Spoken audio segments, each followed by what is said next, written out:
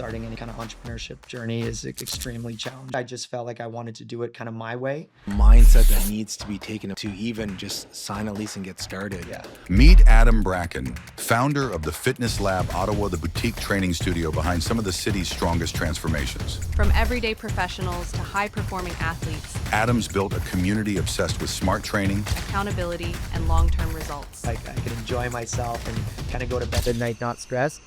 And then for whatever reason, obviously that entrepreneurial mindset kicks in. It's like, let's do this again. I didn't even pull the money out because I'm like, I just want to grow. I just want to do it. Out of working 7 days a week, making $9.72 for the first 5 years. Yeah. People don't realize how hard it is. We were in the middle of the winter and we had tents like up in our locations in the parking lot for a bar. Great time, a couple extra drinks, wake up the next morning, and then the news goes up like...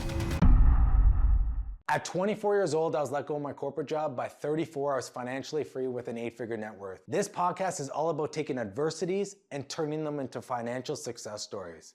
I'm gonna ask for one small favor, and that's for you to click subscribe. Now let's get to the journey. Adam, welcome. Well, thanks for having me. I am so grateful that you made it to this podcast because you are a face in Ottawa. I see you all around and I go through my phone and I think everyone knows you. My cousin connected me, another cousin knows you. Like, I've never really formally met you other than a hockey game, but all the positivity around your brand, the way you design it, the apparel, your community. How did you get started and what's that entrepreneurial drive for you to, continue? Well, thank you first off. Ottawa's a small place. And that's like, I always say like, that's the best, depending on who you talk to, that's either the best part of Ottawa or the worst part of Ottawa. In my opinion, it's the best part of Ottawa. It forces you, you have to be a good person. You got to be good to people. And if you do that, hopefully you'll be known and be known for good things. So I like to believe that I try and put that forward. And when it comes to growing a business in Ottawa, I feel like for me, that's one of the biggest things that I had going, I guess, for myself getting started. As you know, starting any like kind of entrepreneurship journey is extremely challenging off the hop. And I feel like there's so many people that want to own their own business and so many people that want to be an entrepreneur. But usually when you get into it, you realize pretty quick, it's so much more than just being good at your craft, right? So when it comes to our business, what got me into this space was I started off as a personal trainer. I worked at a local gym in the Ottawa area, which was a franchise. When I was 21, I bought into that franchise. So I was actually a partner in that space. In my earlier days, I was a partner in the business, but I was more or less, like I say, a grunt worker. I was a glorified trainer. But that's what kind of got my foot in the door. So I did that at 21, bought into one. We opened up a second location when I was 23. I worked within that brand for 9 years. At 25, I sold my shares in those businesses. And then as part of the contract, I had to stay there for a little bit. And then at 26, I opened up the Fitness Lab. And while you're in there buying shares, Yeah. what was your mindset at that point? Was it like, I need to do it my way? Yeah. Yeah. Like I loved it. And honestly, Yeah. it's, give credit where credit is due. As much as I left that brand, I learned a ton when I was there. It was such a great segue into then me opening up my own space because yes, we were owner operators, but we still had a script to follow. Right. So it was a really good starting point. I got to see a lot of what was so great about it, and how good, a fitness business could be. And then near the end of it, I just felt like I wanted to do it kind of my way. And obviously in a franchise, you have to respect that like there's rules and regulations and you can only do certain things. So it got to the point where I just said, I'd like to part ways and do my own thing. Do you come from an entrepreneurial family, or do you think you were born with this, or? I do. So my dad had businesses. He had construction businesses, so very different businesses than myself. But I think a lot of it was also just like we had a worker's mentality ingrained into our heads from an early age. So like when I was, I think 13, I had my, quote unquote lawn cutting business, Nice. which was a bicycle with a wooden trailer behind it that could tow my lawnmower. And I was Love the neighborhood kid that cut your lawn. And I bag your leaves. And then I had 2 or 3 other jobs going at the same time. So I'd always been that way at an early age, and I've always liked working. And so, yeah, I guess for me, it was always a fun game for me. And while you're working for someone and through a franchise, did you start thinking of like did you realize that you were going to be self-employed in a few years? Like, was that always the goal?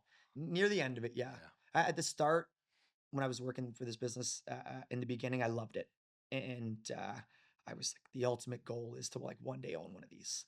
And then got to that goal, when I was 21, and that's like, okay, cool. Now I like to own, I bought in at a minority share, and I wanted to have more involvement in it. So over the years, I bought a little bit more shares. Then we opened up a second location.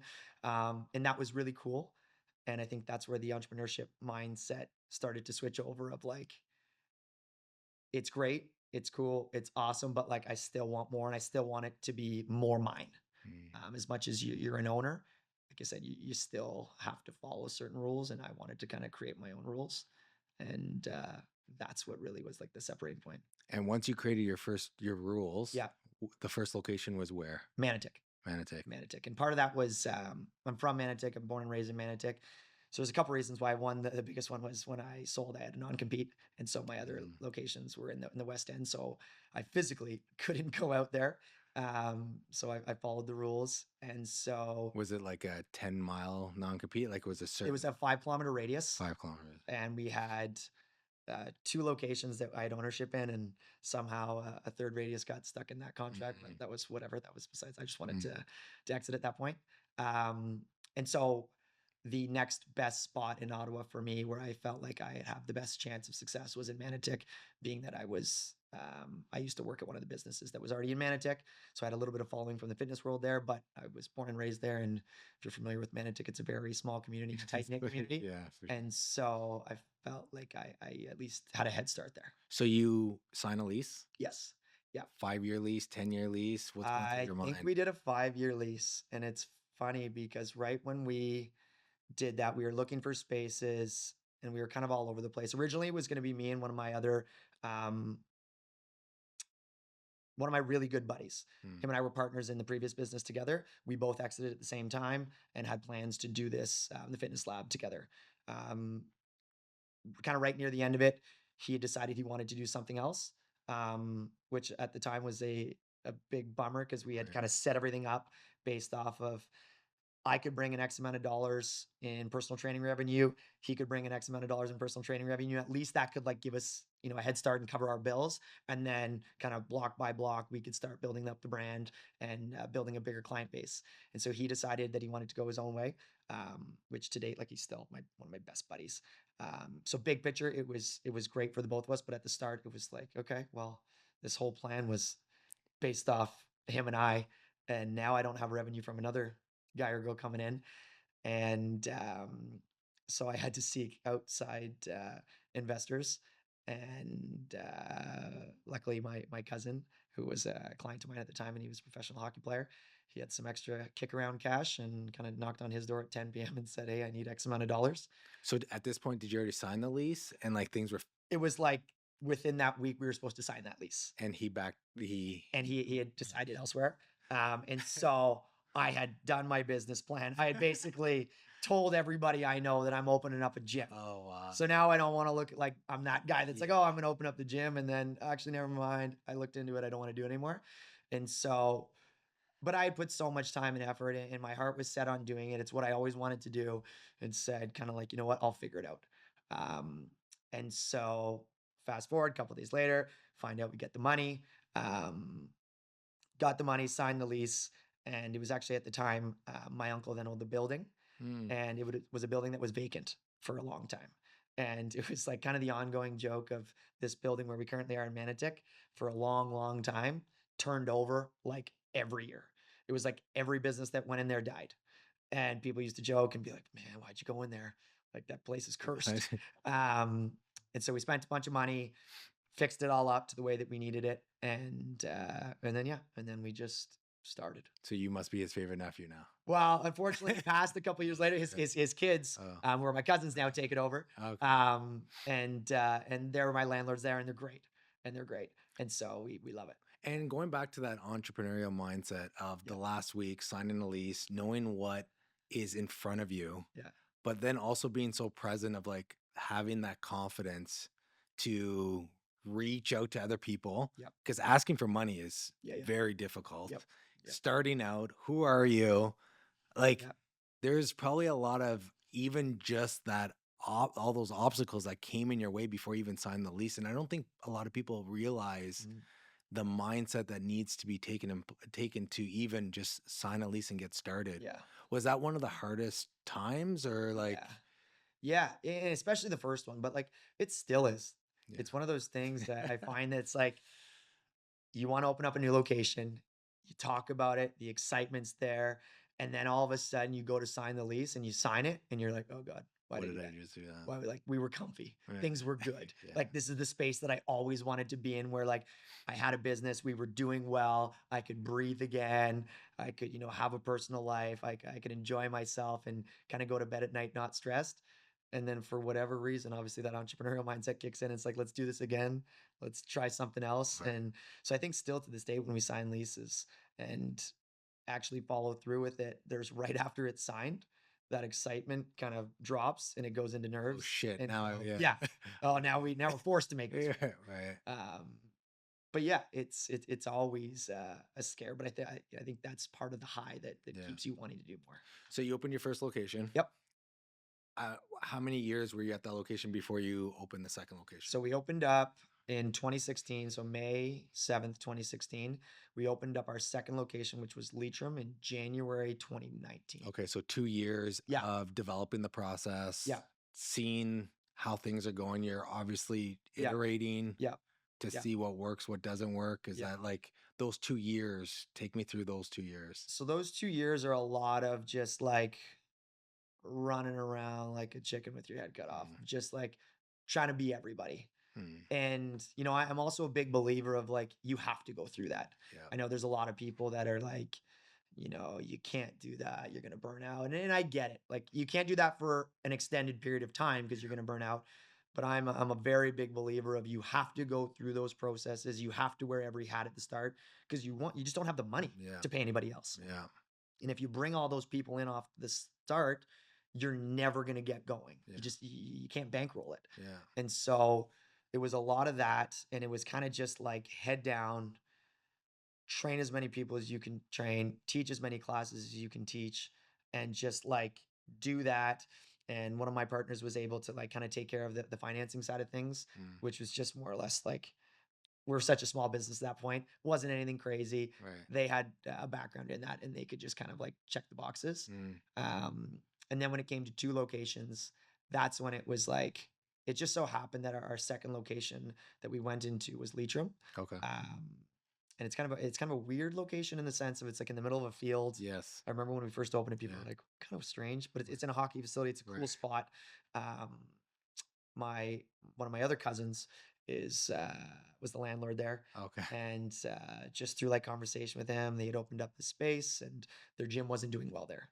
So it was a conversation, I think maybe over Christmas dinner of, checking in, seeing how the space was going. It's like, everything's great. Our gym's just not doing well. And it was kind of like, why don't you let me take it over? And it was like, would you do that? And I was like, I think so.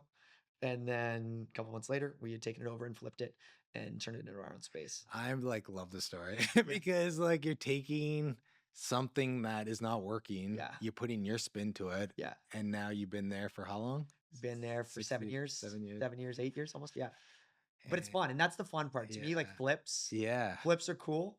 And flips are great because like if I could do it my way, I'd flip every gym. Right. Upfront cost, a lot cheaper because you've already got at least a base. Right. And when we do, like that was our beach location was a flip as well. Right. So you're almost like cutting your upfront costs in half because you've already got a lot of things set in place. Yes, you're not just putting paint on the walls. We're still changing a lot to make it our own.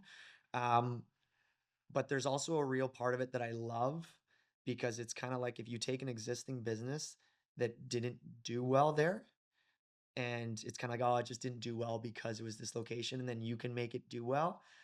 You're kind of breaking that mold. And I think there's something to be said for kind of like the culture, proving concept. Yeah, and shows your culture and your team that like, hey, I could do it, you can do it type thing, because that's the whole basis of fitness and everything. So that second location, Yeah. how did you divvy up your time? Like Yeah. now, are you wearing more hats? Are you Yeah. outsourcing things? Like, So we fortunately once I found out there was an opportunity to go in there, it was then I'm always very much find the people first, find the location second. So right as I knew that there was an opportunity to potentially go in that space, I had two guys that I knew through my previous system, where I worked in, that were close in proximity to that area, still working and kind of like going through the motions. Um, I think what happens a lot in our space is that a lot of trainers have to retire early because in the training space, you have to work really long days if you want to make money. Like you got to work, 6 a.m. until 8 p.m. right, You're not working every hour, but you're working, around other people's schedules. right, So you're working long, long days. You might be working, 12-hour days called, but you're getting paid for 6 or 7. right. Um, and so what happens a lot of the time, you kind of see it in that training world, is they get to, their late 20s, early 30s, depending financially what they're looking for. But if you're looking for someone that really wants to like try and make a bunch of money, it gets to a certain point where there's only so many hours in a day. And the only way that you can really do that is you have to have some kind of ownership in there. And so what happened, and I still see it a lot, was that you'd get these guys or girls that were really good at their job, really good at trainers. And then all of a sudden, before you know it, they get married and they want to have kids. And their partner's like, hey, can't have you there 12, 16 hours a day anymore. So this way, I found that, that was 1 or 2 guys that were at their existing gym that were just there as trainers and said, hey, look, like, I can't promise you anything, but this is the vision that I have and this is where we're trying to go. This will be our second location. If things work well between us and kind of like you do XYZ, I believe that our gyms can do XYZ. There's opportunity in there for you to have some ownership in the business. In return, you have ownership in the business, you get some dividends, you still get to be a trainer, but then you make some extra money. And then financially, it makes it worth it maybe for you to do those longer days to provide more. And so I found those guys and approached them about it and said, hey, this is a space not too far where you're from. There's opportunity here. I can't pay you X right now, Nice. but if I can promise you that if we do get to where I think we can, it will make financial sense for you to be. And why I say nice, because you bought them into the vision. Yeah. And people need the financial resources, but if they have a seat at the table and they want to be a part of something bigger than them, they're going to jump all in on it. Yeah. And once they jump all in and it's not just the financial aspect, they stay longer and it develops a culture that you want in the future. Totally. And then what they're making, what they could be making currently, you can double or triple it because of the opportunity cost. Yeah. And I bet you that's what's happening. Well, that's exactly it, right? The reality with all that is that there's just very few people that are willing to take those 2 to 3 to 5 steps back to potentially take 15, 20 steps forward. And obviously it depends on your situation. And so like, fortunately for me, when I opened up the lab in Manotick, I was 26. I was single. I didn't have kids. I didn't have yes, I owned a house at the time, but I had a small little place. I didn't have a huge mortgage. And so I went from my previous job, which already I wasn't making a lot of money anyways, because whatever, to making even less money. But I had in my head that if I can do this, then I can make X, X, X. So for those first 3 years, I remember doing the math. I think it was like $9 and 72 cents when you ran it out per hour. Oh, you even got the cents in there. It was, I remember I did the math and I was like, this is embarrassing. I mean, at the same time too, you're also wearing people are like, oh yeah, this guy owns a business. And it's like, oh, you have no idea. I'm not making any money. But you have to be okay with that. And very few people are okay with that. And especially when you want to potentially get these people into your spaces, it's like, okay, cool. There's opportunity for you here, but you might have to buy into this business and it's going to cost, call it $100,000. So you're going to be in the whole 100, but some people just can't justify doing that to propel themselves forward. Or, the people that we brought in, they were making more money at their other jobs that had been around for a long time, had been able to prove concept, but they just didn't feel like they were going to go anywhere. They kind of hit the plateau. but they were willing. I said, I can't pay you what you're currently making. It's just, we don't have it in the budget. But they took the step. And it's funny because after I graduated from university, I worked at the Ottawa Hospital as a consultant, making good money. And when I left, exactly the same situation. It took me about 5 years to make what I was making there. Yeah. And I didn't even pull the money out because I'm like, I just want to grow. I just want to do it. And it's a long period of pain to get to a life that you can't even think is like the endless amount of opportunities that come from the other side of it is incredible. Yeah. And I ran my company for 10 years and I got the financial success after the 10-year mark, right? Of working 7 days a week, making $9.72 for the first 5 years. Yeah. And people don't realize how hard it is. And they give a lot of recognition to business owners, which I completely get. And I feel like Ottawa needs more entrepreneurs and more people that are taking chances like yourself. So the fact that you're bringing people on board with the success, I love that. So now you're at the second location. Yeah. You're going a third. Yeah. We did the third quick. Okay. We did the third quick. An opportunity came up. My 5-year non-compete was pretty much done. Okay. So they gave you a 5-year non-compete. 5 years. Wow. Yeah. So a part of the city you couldn't touch because 5 years, which normally from my understanding, they're 2 or 3. Yeah. But like I signed my situation was like, I just wanted to get out. Yeah. And it was kind of like I said, there was like another territory that I didn't even have ownership in that they wanted me to sign. And I was just like, get me out of here. Right. I'll leave you alone. And so we were pretty much 5 years. Right. We opened up in Canada. And so we opened up January of 2019 in Leitrim. We opened up October or November of 2019 Canada. Okay. So like 8 months or whatever it was later. So it was fast. And the pandemic's just around the And the pandemic hits 4 months later. Wow. 5 months later, maybe, just starting to get rolling. Wow. So it was like bang, bang. And yeah, like that was the... And before you open the third location, is it like things are moving? You're starting to see traction. Yeah. Like Leitrim, Manotick took longer because it was the first one. Leitrim, the people we brought in there kind of brought their whole business with them. They just, I felt like we opened up with a bang there, and we really hit it on the head. We brought a new facility, a bigger facility. What I think it was better people and a better product. And we had already been like kind of proven in Manotick. So it just grew a lot faster. So Leitrim went quick. Looking back on it, like it was quicker probably than I had intended, but I wanted to be in Canada, and you saw an opportunity. Yeah, saw an opportunity. We took it. Right. So then whatever, February, March, pandemic. So same sort of model. Yep.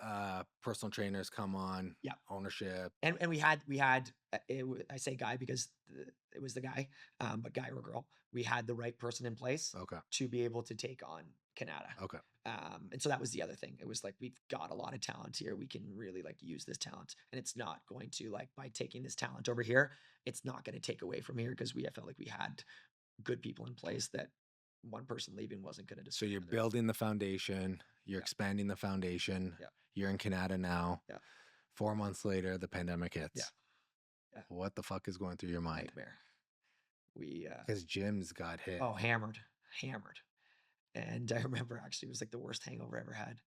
The Saturday night, it was actually one of my partners at the gym now. It was his birthday. We're out at the bar, we're having a great time, celebrating his birthday. A couple extra drinks. Wake up the next morning, got a brutal hangover, and then the news goes of, like, at the time, I think it was like a 2-week shutdown. Right. I think the first announcement was like, we're gonna be shut down for 2 weeks, and so then the hangover just keeps getting worse. And I was like, okay, 2-week shutdown, like whatever, we'll figure it out. So Monday, it was kind of like, we'll deal with this tomorrow. Connect with all of our staff, tell everybody, okay, like, we're going to be shut down for the 2 weeks. Like, give us some time to figure this out. Blah, blah, blah, blah, blah. We'll figure out the payroll stuff. Apply for EI. Monday, I go into the gym and I'm thinking, I'm like, man, what are we going to do here? We got to figure something out. I told all our staff that they could use the space to work out because at this time you're allowed to leave your house. And so it's just like come distanced and yada, yada, yada. So we get there. There's one of our front desk staff working out at the same time. And I was like, okay, I got an idea here. We got to keep this rolling. Meet me here Wednesday morning, 9 a.m. Talk to the girl that does our social media. I was like, hey, put a post up there. We're going to do an Instagram live workout, 9 a.m. Wednesday. Put something up on social media. She goes, okay, no problem. So just one of our admin staff meets me there. She's going to help me run this, set up our phone, and I create a body weight virtual workout that we roll on Instagram Live. Because at this point I have no idea, but I'm just like, it's going to be 2 weeks. Let's just tide people over. It'll give them something to do. And so we run our first one, and I don't know, we had 50 people on there. And the feedback was amazing. Everyone started doing this. And then all of a sudden I'm like, okay, we're running out of schedule. I'm going to run another one tomorrow and another one tomorrow. And I was running them for those whole first 2 weeks. I was running them every day because like I was just going to do it my way. The other staff, I was just like, relax, I got this. And then that 2 weeks turned into a month and this and that. And then before you know it, I had said, okay, I had already realized we are taking a loss regardless. Like we're going to get hammered here no matter what. We're already this deep. Let's just get deeper, but let's build our community. Whereas a lot of the fitness spaces were trying to build online platforms. And I was still in the mindset that this is still temporary. So like, I'm not going to go out there and try and build and pay for this big online platform and get all this professional video done. I'm just going to run it for free. Whereas all these other gyms were switching their memberships over to virtual memberships and having their clients pay their regular monthly fees of like $100 some a month to go on a makeshift platform that you really don't know how to create anyways. And so I was like, it's already not going to be good. And I don't think people are going to pay for it. I'm going to give it all away for free and just like double down on this, but I'm going to build our community. Fucking genius. And so what we did was we built out a schedule. For those first couple of weeks, it was just I ran them every day. It was 7 days a week, 9 a.m. every morning, Instagram live, and then I'd leave it there so it would stay for 24 hours. So if you couldn't do it live with us, you could just do it at another day. And then our Instagram following at the time was like, I want to say we had like 3,000 followers or something. Within like a week, we were at like 7,000 followers. And our first session we had was like 50 people on there. Near the end of it, we had upwards of 1,000 people on Instagram live watching and participating in our videos. So call it 1,000 people on there, arguably 3,000 people at a time because households were doing them together. And we just created this community of this sucks. It's going to suck regardless. And even if we created an online platform, we're still probably not going to make a ton of money. So I'm just going to give it all away for free and build connection and give people a space to kind of feel like they're part of something when everyone felt so alone. Unbelievable. And so that was like that was a huge turning point for our business too. In what way? The pandemic, I will still say to date, was I'm not going to say the best thing that ever happened to us because that's a shallow thing to say, but it was a point where you had to make a decision, and I felt it separated owners from entrepreneurs.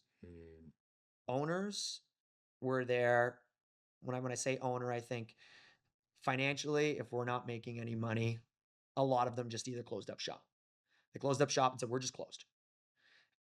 Or they were like, we're going to charge an online platform that's already not going to be good, and I'm going to charge $150 and like hopefully people will pay it. Whereas the entrepreneurs came out that actually loved their business, loved their community, and had to think outside the box and couldn't just read off the script of we're open 9 to 5, we close on these days. It was like, what can we do outside of what we normally do, given the little bit that we're allowed to do? And so that's where I think our team did a really good job at just saying like, dig in, double down on this, give people so much for free and ask for nothing in return. And somewhere down the line, if it comes back to us, great. And if not, we're doing it for the reasons of our community. And that's where I think that was like such a big separator from being a community driven and focused business to just a financially existing business. Unbelievable. And so I think that down the line, fortunately, unfortunately, fortunately for us, I think it allowed us to stand out a lot. Yeah. Like I still to this day will bump into people and be like, hey, I feel like I know, even though I've normally formally met you, like I did your Instagram lives during the pandemic and that was the only thing that kept me going. Thank you. Right. I had so many people down the line, like that are members with us now that also said the same thing when everyone else tried to charge or just like closed up shop. You guys kept going. I followed your page. And for that reason, I felt like I owe you something. So I signed up, or like I bought a piece of merch from you, or I did whatever to financially feel like I had to give back. And I didn't need that. I didn't want that. That's not why I was doing it. Right. But it's a bonus when it comes full circle like that. And so I think that was huge. And then those gyms that unfortunately didn't survive during the pandemic, well, all of their members now felt like, okay, well, this was the gym I like to go to. It's no longer in existence. What's the next gym I think of? And because they were following us, or whether they were following us and doing our workouts, we were popping up on their feed because there wasn't much going on. So we were popping up on their feed or their algorithm. They would feel like they had a connection with us. So that's who they turned to. How did you stomach that? Stomach. Like the financial piece. So we were lucky. We were lucky that we were very conservative with our money. I mean, we'd still be that way, but like in the early days, we were banking everything and just leaving stuff in, like paying off debts. Like we weren't in my last business. It was like any dollar we had left over, it was like put in your pocket and go. Where we had, fortunately, enough money in our accounts that I remember the first shutdown, we topped all of our staff up because I didn't want to lose them. And it was like the first shutdown, you're going to go on EI and we're going to top you up to 100%. So if EI was 55, we'd top everyone up 45%. And however long that, I don't even want to remember, but if it was 3 months or whatever, we did that. And then there was a second shutdown. And then the second shutdown was like, okay, now if you're going to work, we'll top you up. And even though you're not going to work 40 hours, but it was like whatever you could do. That's when I created we still kept with our Instagram live stuff. And it was like, I'd put Johnny was going to teach on Tuesdays. Jill was going to teach on Wednesdays. And so I gave them some work to do. And as long as you were able to contribute on some capacity, we would top you up. If you didn't want to contribute at all, and it was like, some people could just sell merch where they'd go into the location and people were doing like pickups and they could just like go out and run the merch out to their car. Like that was a form of work. And so I would take that. As long as you were able to do and willing to do something, I would top you up. But if you weren't willing to do anything, it was like financially, we can't just keep topping you up.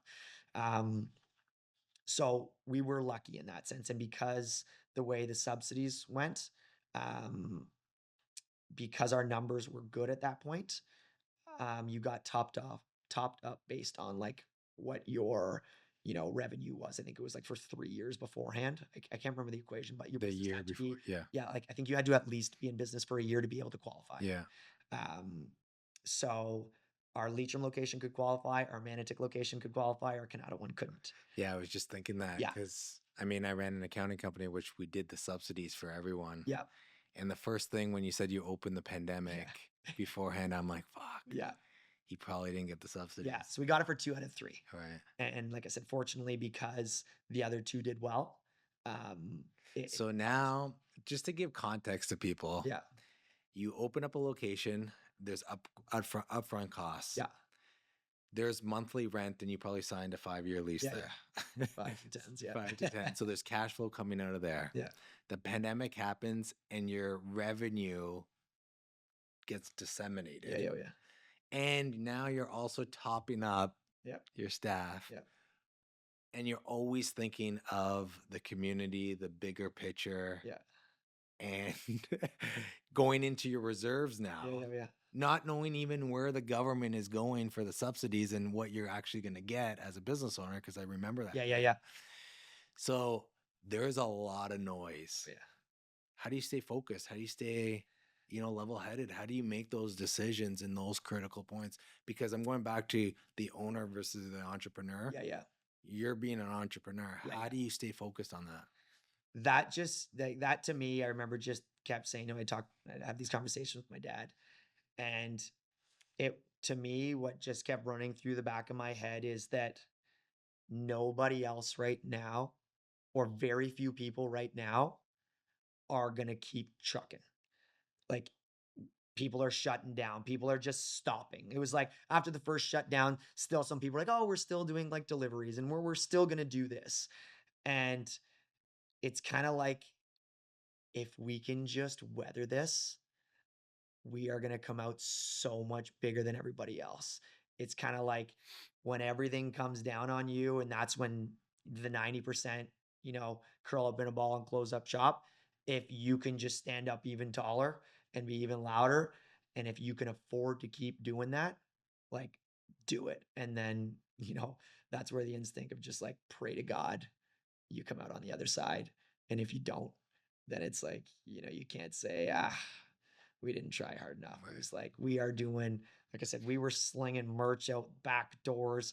I was driving to people's houses, technically losing money by the time you put gas in the little bit of money that we made on our merch, but just to keep engagement.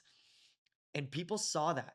Like, that's where I say, like, being a small business in these communities, and when you're connected with your community, people appreciate that. And it goes further than the $5-10 I made on the hat after delivering everything. It's like people then wanted us to do well. So when it came to like reopening up, they saw how hard we were trying, and the second doors opened, they weren't waiting. They was like, man, they're bleeding. Like, they're doing everything I can. And I see that the second those doors opening, I'm signing up. And that's not you communicating that. That's Nope. just Nope. you doing your thing. Yep. They knowing the situation, Yep. and they want to be a part of now your community. Totally. We suspended membership. We suspended everybody's membership, where some gyms kept them going. Some gyms, and I know this just from talking to other people, and it's not that they're wrong for doing that. It was just, I just took the approach of like, we're already bleeding. Let's just bleed out a little bit more. But in return, we should come out way ahead. Other gyms was like, if your normal membership was $150, they created an online platform and you still paid $150 and you got whatever platform you got. I was like, I'm not taking any of your money. I'm suspending your membership. You don't have to pay. This is our problem, not your problem. But in return, I'm taking accountability for it, so that maybe on the other side, when you see all this and you see what we're doing person to person, that hopefully comes back to us. Now let's talk about the other side. Yeah. So now you get over the pandemic. Yeah. Now what happens? Now it's like, okay, rebuild, get everything back up to speed. And that's when you started to see like, okay, other gyms kind of reopened, and then some people came back, some people didn't, because of the way they handled it. And I was seeing people mishandle it, from my opinion, of mishandling, still continuing to charge members where members were like, we're not paying, like, but they're forcing me to pay. And so people got upset. And then if they're looking at the way I was handling it, probably going to come over to me. Yeah. And so unintentionally that happened, and I could start to see the momentum building. Obviously it took some time to rebuild all of the financial loss. But you could like feel it. You could feel each week people coming in of like, I was following you. I left my other space because of this. Or I never had a gym membership before. I only did your online stuff, but now I feel like I know you. And for that, I felt comfortable coming into your gym. And so that's where I say almost like the rebuild happened, of just like more momentum and community stronger than ever. Like we had during the pandemic, we were in the middle of the winter and we had tents like up in our locations in the parking lot. This is when you only could train outside.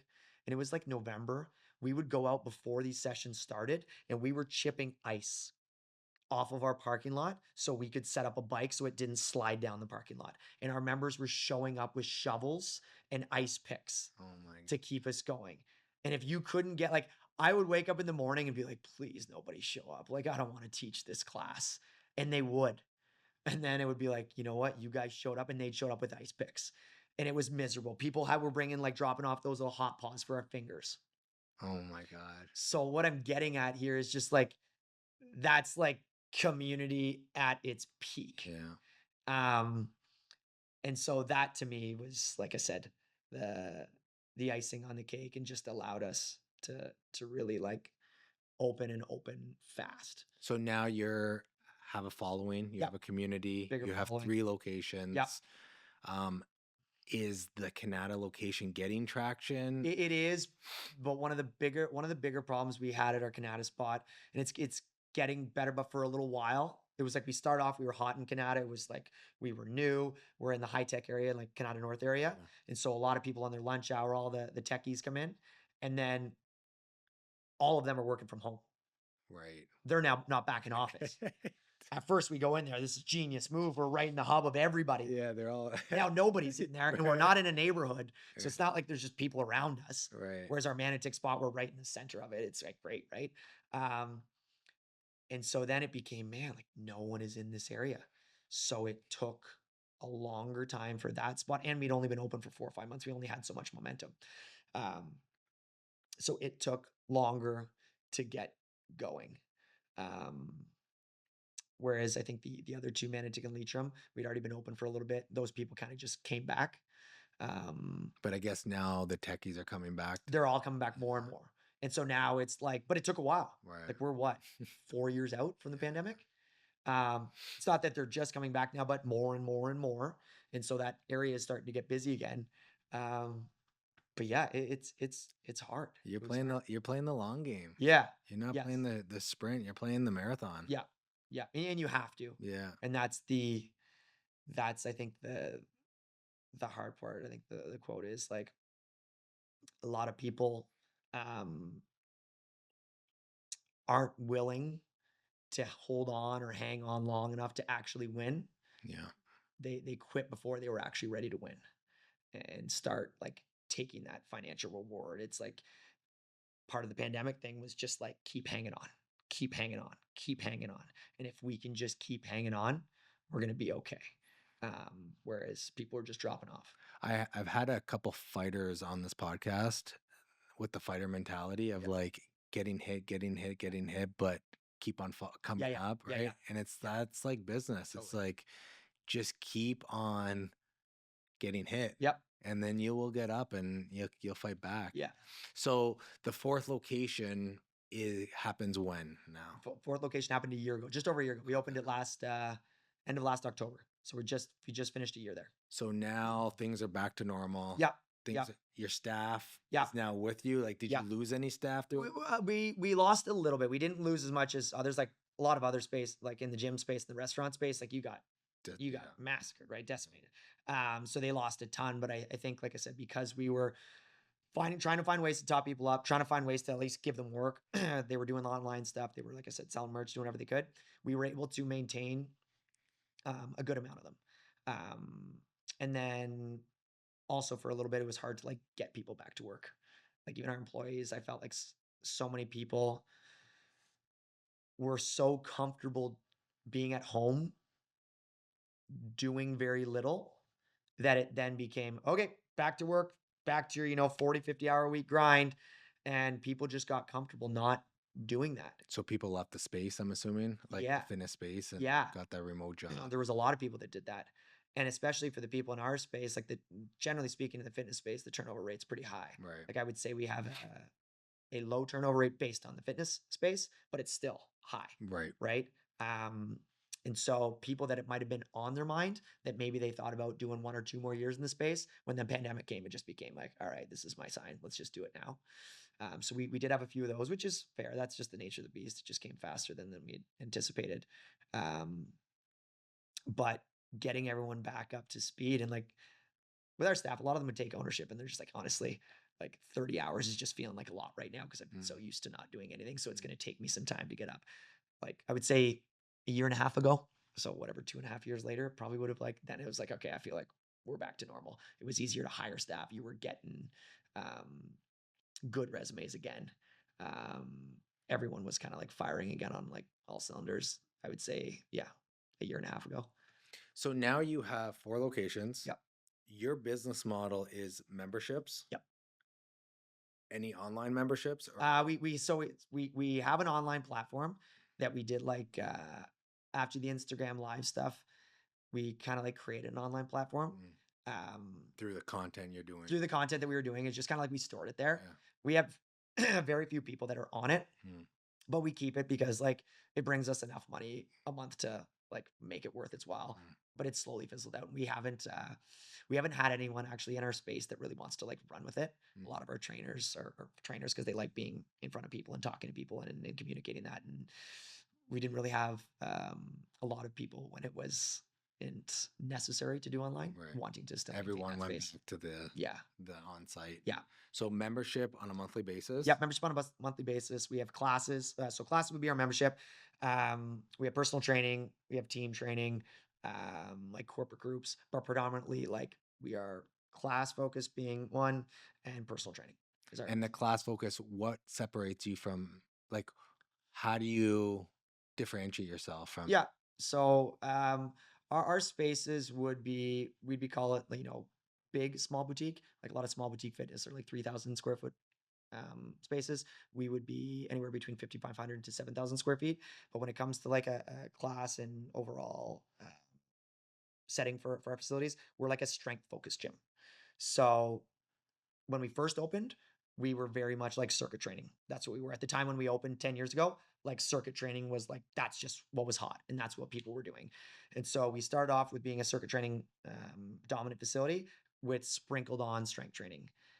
And those were some of the changes that I wanted to make from my past business. I wanted to add a strength component, but we weren't able to. So I said, okay, well, I'm just going to go do it. And it was very hard to convince people to do strength training. Just recently, like 4 months ago, Everyone's doing it. we switched over. Oh, okay. And we had slowly started, like over the years, strength had become more and more and more. The classes got busier and busier, and more people wanted to get involved in and saw the benefits of it. Yeah.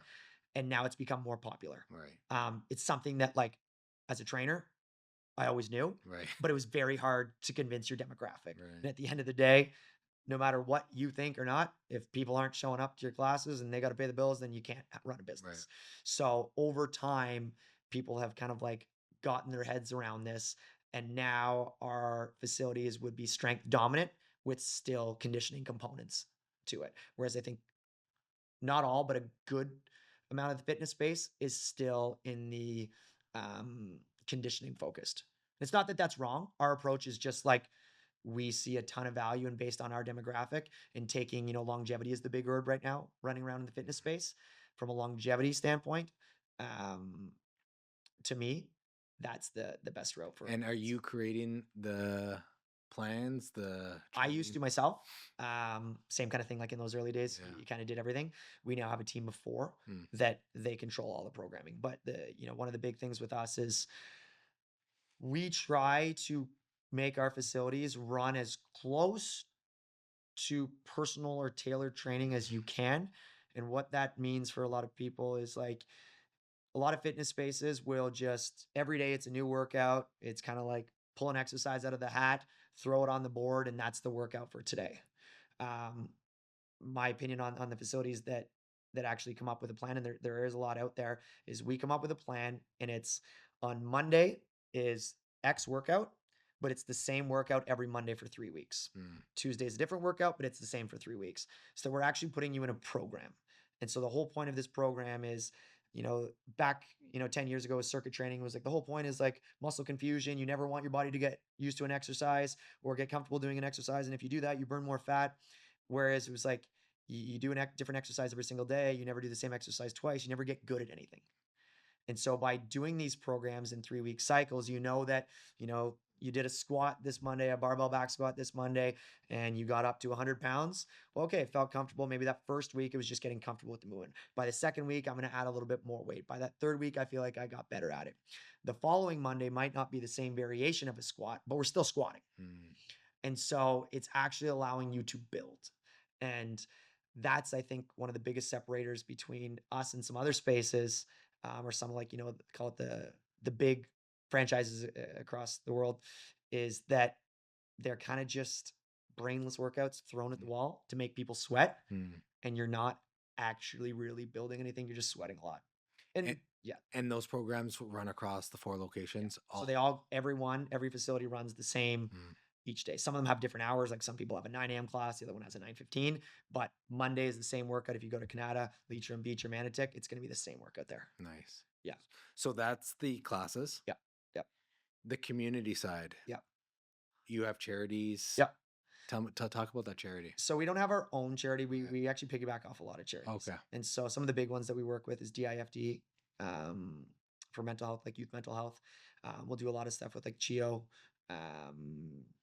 what else? We have Inner City Ministries, which helps work with the homeless and street people. And so those are kind of like the big three that we work with.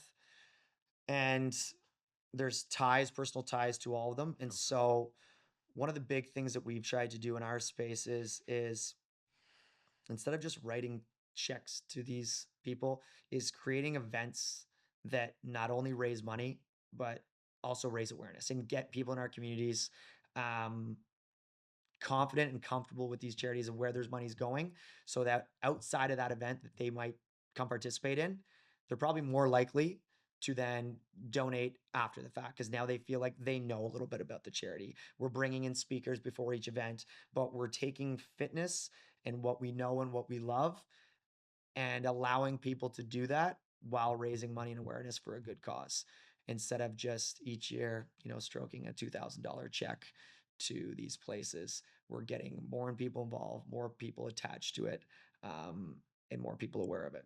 I think every entrepreneur has an unfair advantage against other entrepreneurs. Do you know what yours is? When you say that, I don't necessarily know what my unfair advantage would be, but I just really like to maximize and be creative outside of just being a gym. Yeah. I like to do other things that encompass our brand as a brand and not just a business. Our brand is building culture and community outside of just running workouts. And I think that obviously that all comes full circle, but we're creating such a bigger impact through my first love of fitness, but we've become so much bigger than fitness. And your sense of connectivity with people and things is unbelievable. Like how you connected a charity. Mm-hmm. You're building a connection first, Mm-hmm. get them to be aware of it. Yeah. And then whatever happens after that Yeah. happens, Yeah. right? It's staff, Yeah. employee, Yeah. all Yeah. across, it's all connection. That's just what I've noticed, Yeah. which is incredible. So that's a community perspective. And these events, they happen every quarter, Yeah, we have some that are staples. Like we have one which is TFL Games, which is for Ottawa Inner City Ministries. So that's one, always everything goes to Ottawa Inner City Ministries. We do a workout. We've been doing it the last 3 years on 3-4 years at Lansdowne, like at TD Place on the fields, where we do like a big workout where we bring all of our equipment from all of our locations onto the field. So we bring like bikes, rowers, battle ropes, kettlebells. Like it's a logistical nightmare. It's like, I know our staff are like, man, again. But to me, it's one of the coolest things, because how I look at it in the fitness space, tons of people run like a body weight workout on a field, and it's cool. You're on a football field, but like there's only so much you can do with a body weight workout. Whereas like we bring in the equipment, we bring in cold tubs, we bring in saunas. One year we had a band perform. And so we've created a full event out of it, not just a workout on the field. And so we do that one for DIFD, for youth mental health.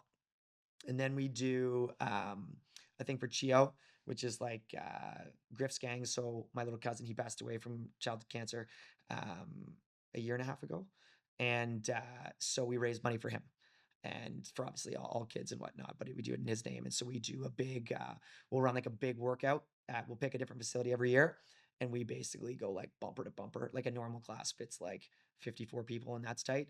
We'll jam like 120 people in a room, and we'll like use our whole facilities, but bring everyone together and make just this like wicked, intense, chaotic atmosphere through a workout that goes to something so much bigger. But then because of that, I believe that through our community, now all of our Fitness Lab community has then ties to this, because they hear the story, they know the relationship. It's not like we're just throwing together. Like I said, you give checks to charities, and that's awesome. There's a place for that. Right. But I think what we're trying to do is deeper and build a connection so that long term, I think it's a lot more rewarding for that charity in the long term. I love it. Yeah. The third aspect, Yeah. is it your merch? Yeah. Tell me about the merch. Tell me about number 3. Yeah. Behind that. Yeah. So merch has been great. Merch is fun. It's kind of like one of those things we're slowly putting somebody in place to take over our merch. I've just been like for the last 10 years, kind of like call it winging it, designing it on my own. We have a wicked partnership with Lululemon. So we do all of our, a lot of our clothing with them, not only for our staff, but for sale for our members. Um, and we do a lot of hats. Like hats to me, it's funny. It started off because I'm a hat guy. As you can tell, I'm wearing a hat. I love hats. And so I used to start making hats that I wanted to wear and then slowly branched out. But to me, from a marketing perspective and advertising perspective, you talk to so many businesses and people are trying to get their brand out there and trying to get their name out there and they're paying to get that out there. Whereas, my favorite part about merch is people are buying it from you. You're getting paid for people to advertise for you, right? It's like you're double dipping. Yeah. And when we used to, our old logo, like our actual logo is the Fitness Lab. But over the years, I found that so many people that didn't go to our gym wanted to wear our merch. They liked our hats or whatever, they liked the merch.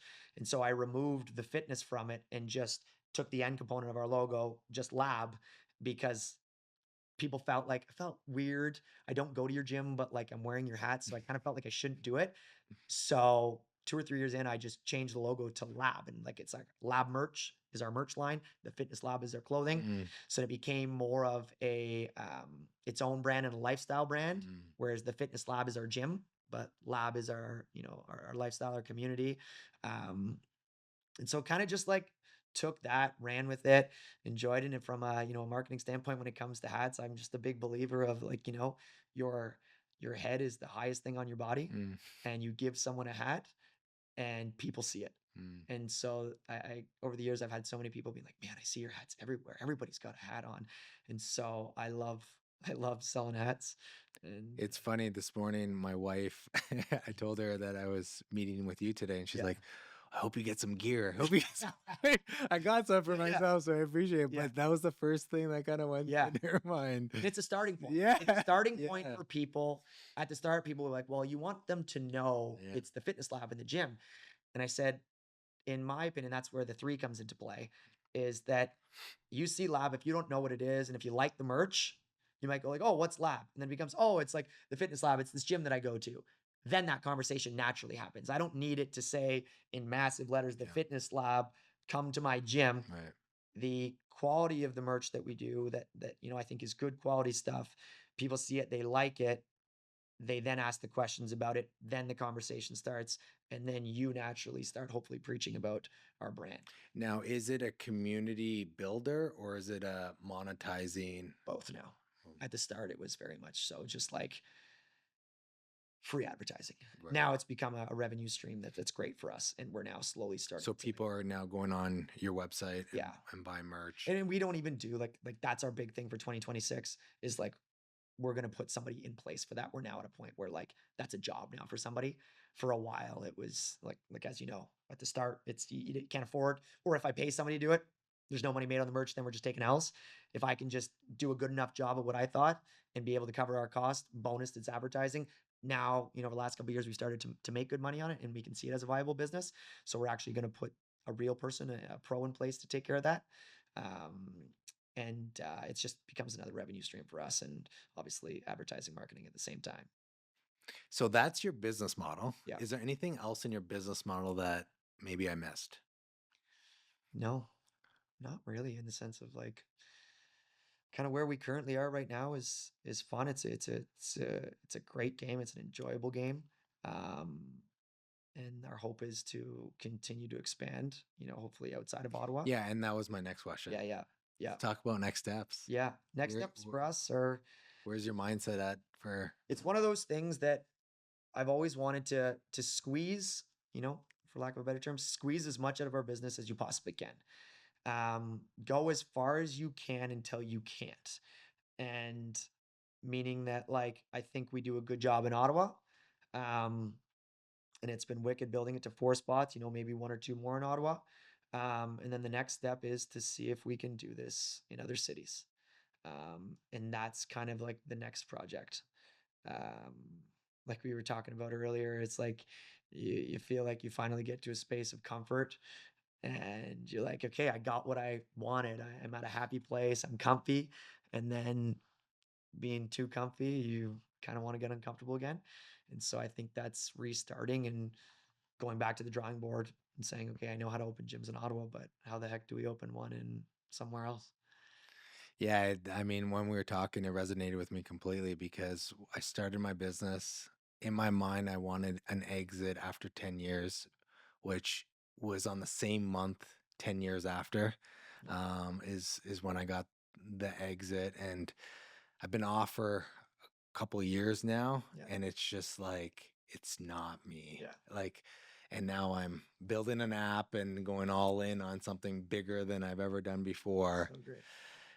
because of the growth mindset, or because of that entrepreneur. It's ingrained in my.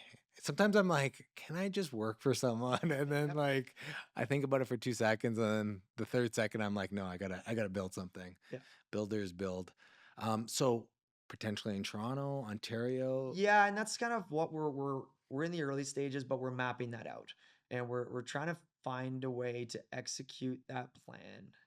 Um, How do you go through that execution process? Like, is it a year of planning? Is it thinking? Is it you being yeah. alone a little bit to think about the approach? Yes, I actually just hired, and I never had before. I just hired a business coach about 3 months ago, Okay. to one, hold me accountable. I'm sure you're probably in the same space. I think a lot of entrepreneurs are. You're always coming up with ideas. You always have ideas. Um, you think about them. You're gung ho. You're like, yeah, let's do it. Let's do it. Let's do it. And then if someone doesn't hold you accountable, or it kind of just like other things start to get in the way, you lose interest, and then you're kind of like, you forget about it. Like, never mind. I've been playing that game for 2 years of like, I want to expand outside of Ottawa. I want to see how far we can go. And maybe we can't, but I at least want to know that we made an effort, so that if it didn't work, it's like, okay, now I can sleep at night knowing that we at least tried. Not the whole like, I don't want to, end here and think like, should we have tried to go somewhere else? And so I've started working with this guy. He's amazing. Is he directed in your space or? No, Okay. no, outsource. Wicked, really intelligent dude. His name's Matt LaFrance, and he has pushed me in directions, forced me to get uncomfortable. I'm a gym guy that arguably tried to turn business guy. I'm still trying to turn business guy, I think but I good come job. gym guy first, Right. and so he's trying to pull more of that out of me of like, work in the business less. You got to work on the business more. We're at that point. If you want to do these things, like, buckle up. And you're going to be forced to do that. So he's been holding me accountable also, but like directing me, and keeping me online and in track, and connecting with people that I need to connect with, looking at our business from a different angle, forcing me to look at it from a different angle. And so we have a plan in place that's, a 12-month plan. So 9 more months. To be able to open up that first location in a different city, and taking a very similar approach to our current business, which is our group of owners, and shareholders are owners of all the locations. So the approach that we're trying to take into other cities and other spaces is, if you look at the franchise model, if we had a franchise model, it would be, I own Manitic, you own Canada, somebody else owns Leitrim, and somebody else owns this one. We're on the same team, but we're not on the same team. You really only care about your location because that's where you're getting your money. I only really care about mine. In the big picture, we say we're on the same team. So the approach that we have is that, and that was the approach of my last business, and I felt like it just Separated. it didn't work. Yeah. It was one of the cool things about us is we are an Ottawa-based gym. Not a Manitic-based gym and a Leitrim-based gym. We are an Ottawa-based gym that has 4 corners in Ottawa, that in unison, we all work together to create an impact on Ottawa, physically, mentally, and through our communities. And because our group has shared interest in all of our locations, we are trying to uplift our brand as a whole, as opposed to just this guy or girl worrying about this location and not really caring about what happens over here. And also our team, our staff. Some of our staff work at different locations because it's all the same ownership group. So if you own 5% of our business, you own 5% of Manitic, Leitrim, Canada, and Beach. Nice. You may be responsible to manage the Manitic location, but you have equity in all of them. And for that reason, I think our approach works really well. Yeah. Because we want all of our locations to do really well. And if one of them's not doing well or needs help It's a from our comeback. group of people, It's a it's like, hey, I'm going to help you over here. I'm going to spend some more hours over here we have a really good trainer here, but like maybe I'll put them over there for a couple hours, whereas they're not hogging that space. Do the politics ever get in between things? In what sense? Like Canada Yeah. is slow to get going. Yeah. Where Leitrim Yeah. and Manotick are just Yeah. So yes and no, but that's where it becomes that's, when I say, I think that's one of the biggest upsides for us is that we might have a location that's slower because of XYZ, but like as an ownership group, we can get together, acknowledge that and say, okay, we need to put, you're here 100% of the time. Like this is doing really well. It's running really, really well. You've got some staff here that have been with you for 9 years. Like they can take on more leadership roles. I need you to slide over here, 20% of the time to get, Canada going, and we got to get it moving at a higher frequency.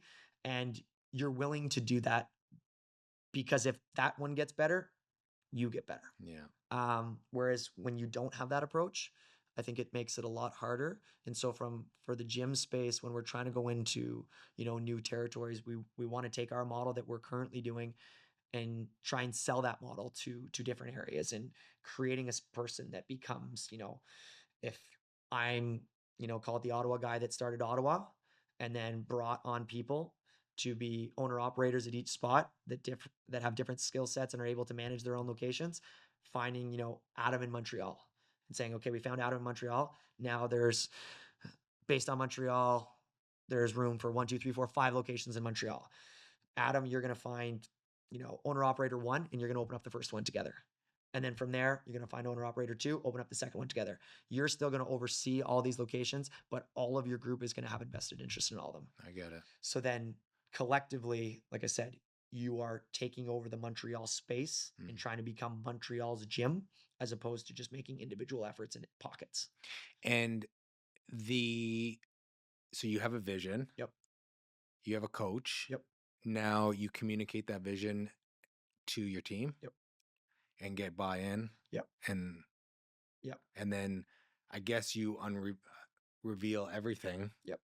Like financials, Yep. everything, a part of your leadership team, Yep. so that they're all on the same page of Yep. this is what we're spending, this is the startup cost, this is everything, this Yep. is how long we think we're going to take to generate money, and this is the risk it's going to potentially take. Totally.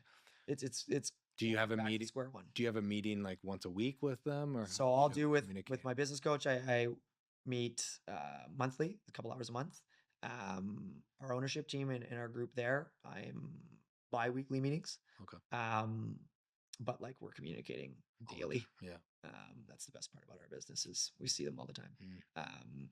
So everyone is in the know of what we're trying to accomplish. Like I said, right now we're still in those early stages. This is what at this point I envision of how it can work. And the reason I say that of how it can work is like we can prove concept based on what we're currently doing. The model that we're trying to potentially bring to these other cities is what is currently going on right now. All right, you have a base. And I can show you how that works from come look at our spaces, Right. but I can also show you financially how that works because this is what we're doing.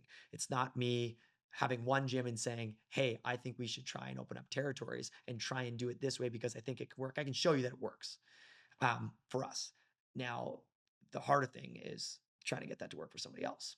And what's the bigger vision? You open up more locations. Like what's the end goal? Yeah.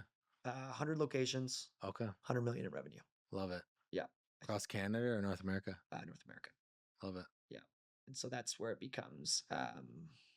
In how long? 10 years. Nice. Yeah. And it's probably an exponential type of thing. Yeah. Where you have the first 4 took 10 years. Yes, totally. And then the next 10 take 2 years. Totally. Yeah. You got to. The big thing is like you got to be able to prove concept in another city. It's one thing for me to say, hey, like it works in Ottawa. It's like, cool. I had a network in Ottawa. We did XYZ in Ottawa. And when I say XYZ, like I brought in guys that were already at existing gyms in Ottawa. We took over those spaces. I had all these people in place. I can be at every location multiple times per week. I can fully control it. So for us now, it's like our systems, like we have systems, but we still there's lots of parts of our business where we still operate like a mom and pop shop Yeah. that we need to not do that. And so the big thing is just systems. Our Who systems have to be better. who's your competitor? That you'd be going after. Big guys in our industry that are, multi facilities and like, call it the Orange Theory Fitness, Okay. F45. Those would be like the big, the big dogs. But they're franchised. They're franchised. Right. And so we have to figure out on our end whether we want to go with trying to sell a franchising a territory model. You sell territories. Or if we want to do like corporately owned, that's where we're like about a month out from finalizing the exact route. And then we've got a lot of our stuff already in place. And it's just, I've been fortunate. I've had a lot of really great meetings with a lot of really talented people that have done things in the past to get insight, feedback, what's worked, what doesn't work, kind of like, slap me around a little bit and tell me like, it's not that easy. And I know that. And so it's something that I've always thought about wanting to do. And like I said, I don't want to like kind of leave anything on the table. I'd rather try it and go like, okay, this didn't land. We still have our 4 in Ottawa. And also we would only do this if we can maintain quality in our spaces. Yeah. And I don't want to do this to remove the quality of our current locations. And that's the hardest thing. That's the biggest thing with our space is you can put systems in place, but at the end of the day, we are a people facing business and our people are our business. And if you can't find the right people, don't bother opening the business for our space. I love it. Love that ambitious goal. And it's actually a goal I'm having for myself right now. I want to build an app and we'll see what happens, but the $100 million is in my mind too. Yeah. And once you start breaking, 5 years ago or 10 years ago, thinking about $100 million is like impossible, like blah, blah, blah. But once you start breaking down the numbers, Yeah. like apps trade at 10 times revenue, Yep. right? So now you have to hit $10 million. Okay, Yep. now how many clients you need for $10 million? Yeah. And then you start breaking it down to be like, oh shit, It's possible. yeah, I see the plan. Yeah. Now it's about execution. And I'm assuming you probably, the end goal. Yeah. You know the beginning. Yeah. And now you're mapping out that journey. Between, And then it's all about execution. Yeah, totally. And the execution, if it's on your shoulders, Yeah. give it to me all day. Yeah. Like, totally. give it to me. Yeah. And let me see what I can do with it, right? Yeah. Are you guys, you're a month away from kind of starting, it sounds like? Are you guys looking? We're there. It for us is probably, when I say a month to 2 months of like finalizing the full path. Okay. From A to Z on.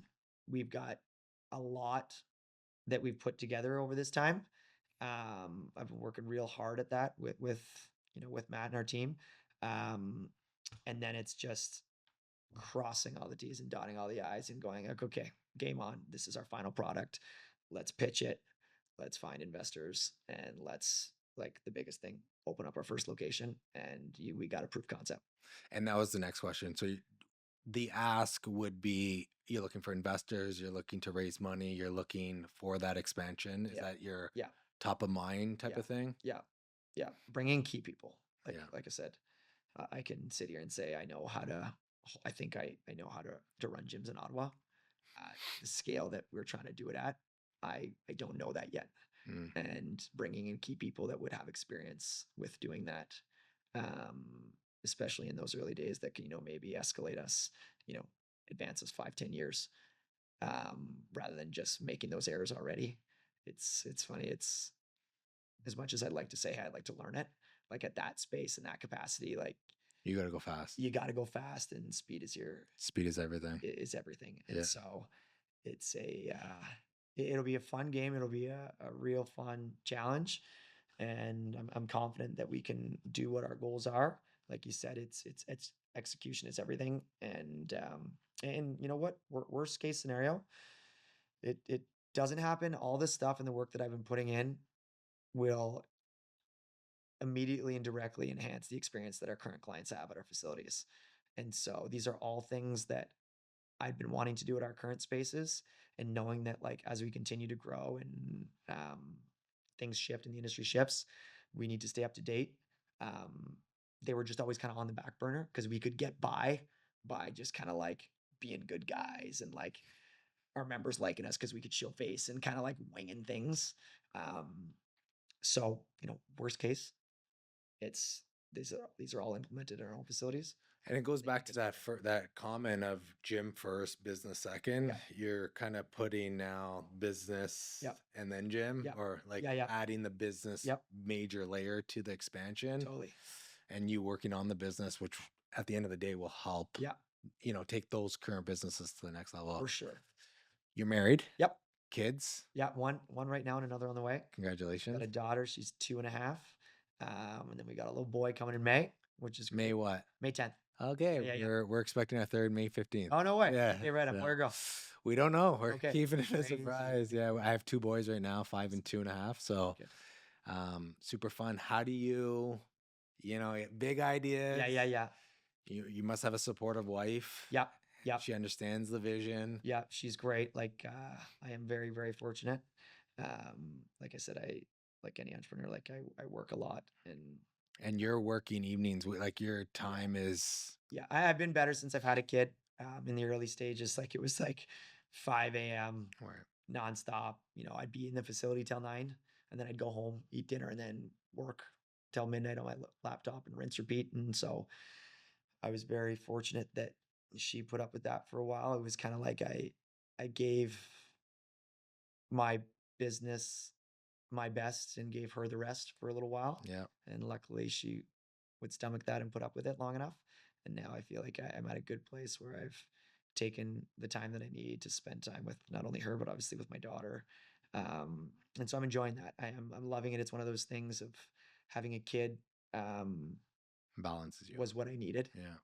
to force me to take the time. And so I remember having a kid, so many people were like, man, you're going to die. Like, you can't do this. And I was, I felt like I am for sure like a workaholic, but I almost felt like I needed an excuse Yeah.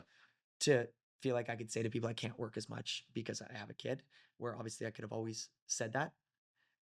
But I just had this worker's mentality that just like grind, work more, more, more. And in those earlier stages, like I said, especially before Grace, when I was single, like that's all I had. And that's all I wanted to do. I was just like work, head down, love it. But obviously your priorities change. So that's awesome. Does your wife work as well? Yeah. She actually has an online nutrition business. Nice. And so she does some training as well out of that. But it's her own business. She started that 8 months ago, maybe. She'd been working at it for a little while. She used to have a government job, left the government, and did this. And now she's doing really well with that. And so it's great. But luckily, it's an at-home job, and so that helps a lot. Yeah. Well, before I get into the lightning round, Yeah. where I ask just specific questions Yeah. just to bang it out. Yeah. Is there anything that I missed No. or anything else that you want to share from your story? No, I think we covered a lot. Yeah, we covered a lot today. I think that's it. Okay, so quick questions. Yep. One exercise you would ban because people butcher it. Burpees. We have like a no burpee policy at the gym. One piece of equipment you think every gym should have. Landmine. What's a landmine? So it like attaches into the squat rack, but you can put like a bar in it. You can just do a ton of different exercises with it. It's a very cheap thing to add to a space that doesn't take up even for home gyms. If someone only trains twice a week, what is the priority order? Strength, conditioning, or mobility? Strength. Yep. You're a Lulu Legacy ambassador Yep. and a sweat community guy. Yep. What does community actually mean to your practice? Bringing people together to create a positive impact. And I guess in our spaces, I think that's the big thing for us, is using our gym to create better for everybody else. What's one word that describes the vibe you want people to feel the second they walk into the lab? Energy. You started a gym at 17. What's one lesson from those early days you still use every week? One lesson. Um, the only difference between you and the person doing what you want to do is the person doing what you want to do went for it and did it. Love that. You should quote that on something. You opened the fitness lab in 2016. What did you underestimate most about day one, looking back on the last 10 years? Everyone that told me, if I opened that business based on everyone that told me, if I open that business, I'll be your first member, isn't going to be your first member. And what I mean by that is just like a lot of people open up a business because they get a whole bunch of people like, oh my God, if you open that, I'll totally go. And then they open up a space based on that. And I still have people to the day that I remember opening up Mantic. They're like, oh, I'll be up first member. My whole family will be there that have never been in my space. And so what I guess the reality of it is like open the space because you're ready to open the space, not because a whole bunch of people are telling you to open the space. I love it. You've coached high-level athletes across leagues like CFL and NHL. What's one pro habit regular people should steal? Consistency, meaning like whatever your routine is, you stay with that routine no matter what. And consistency, like for pro athletes, how deep does that go? My opinion, if I'm using the fitness space as an example, but it comes to any habit in the world, if you have a workout at 9 a.m., your workout is at 9 a.m. The rest of your day happens when the day happens. You prioritize what is important to you, and everybody has time in their day. Everybody's busy, but if something is important enough to you, you prioritize it. When I use my athletes as an example, their priority in the off season is to train. Their training days are their set times. They don't book a round of golf during their workout time and then ask to change their workout time. They do their workout at their time and they move their golf around.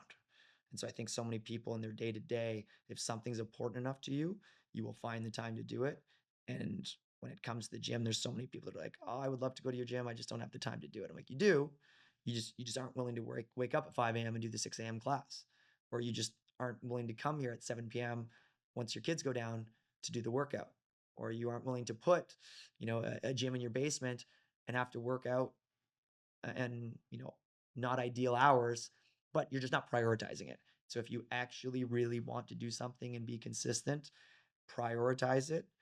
And like, not everything's going to be at the perfect time of the day. But if it's really important to you, you'll make it happen. Love it. So, final question. Yep. If you could put a sticky note on your first laptop, what would it say? Chill. And what I mean by chill is like, know that this is going to take time. Know that like this first one's not going to be your best one. And I think so many people start the space, they get excited to start the space. And then after year one, when they haven't made $100,000 or put 100,000 in their pocket, they start closing down and start going like, well, I opened up this business and I thought I was going to do this and I'm only at this. And it's like, these things take time and just relax, stick to the process. But yes, like chill. And where can people find you? You can find me, at the Fitness Lab. You can find our business at the Fitness Lab Ottawa on Instagram. Also at the fitnesslabottawa.com for our website. And then myself, you can find me on Instagram at brackcity_. I want to thank you so much for coming. This has been so inspirational. I feel like in the States, the culture is entrepreneurship and creating, where when we're talking about $100 million businesses and growth and community and brand and merch and building outside of Ottawa and knowing, taking 10 years to be in a position where now you're wanting to expand in a different area other than Ottawa and expand your horizons and your entrepreneurial mindset and take challenges and go against the grain. I find that so inspiring, motivating. And the one thing that I got from this conversation is the way you can connect with people, the way you build people up, the way you build your community. It's, in my mind, a superpower. I know every entrepreneur has so many superpowers, but it resonated with me a lot. And I do think the future of entrepreneurship is community, and I do think that it is people. And the way you can eliminate the noise and go forward, you'll be successful in anything you do, because you know that there's going to be adversities. Mhm. And I'm okay with the adversities. And I feel like there's a lot of noise out there. Oh, if something happens that you're uncomfortable with, people walk away rather than go into the fire. Yeah. And I think going into the fire, after you put out the fire, the end result is just pure joy. And taking COVID as an example, I mean, thinking the bigger picture during the news outlets, your staff, your clients, like you were getting hit with everything and thinking so big, and building such a, or building such a community that is built with connection because of that, probably 10x your business after that, which no one could tell you that. There's no playbook for that. Even me going through my MBA program, there's no textbook for this stuff. It's what's inside you that really shows it. So I would love to do another one in a year to see kind of where you are in a year. Absolutely. And see where your mindset is, and kind of watch that progression when you hit the $100 million and when you go for that goal, because I know you will. Yeah. But thank you very much. I really appreciate it. I really appreciate it. This is great. Thanks a lot. Share this with a friend so that they could be a part of this journey too. Keep watching for more.